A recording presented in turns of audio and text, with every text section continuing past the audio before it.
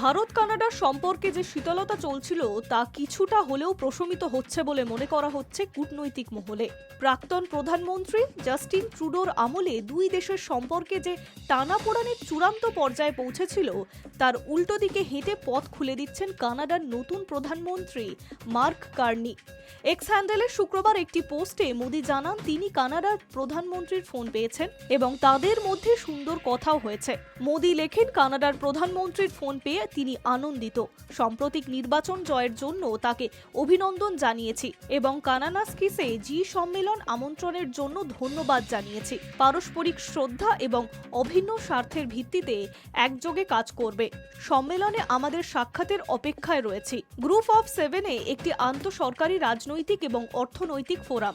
এটির সদস্য দেশ হল Canada, France, Germany, Italy, Japan, যুক্তরাজ্য এবং মার্কিন যুক্তরাষ্ট্র। এছাড়াও ইউরোপিয়ান ইউনিয়ন এই মঞ্চের সদস্য।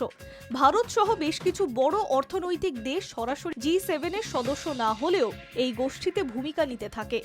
মার্কিন প্রেসিডেন্ট ডোনাল্ড ট্রাম্প চান ভারত, অস্ট্রেলিয়া, নিউজিল্যান্ড, ব্রাজিল, দক্ষিণ আফ্রিকা জি7 এর সদস্য হোক। জি7 সম্মেলন অনুষ্ঠিত হবে 15 থেকে 17 জুনের মধ্যে। কার্নি ও মোদির সাক্ষাৎ আন্তর্জাতিক কূটনীতিতে নতুন ইঙ্গিত নিয়ে আসতে পারে, এমনটাই মনে করছে বিশ্লেষক মহল। High news network.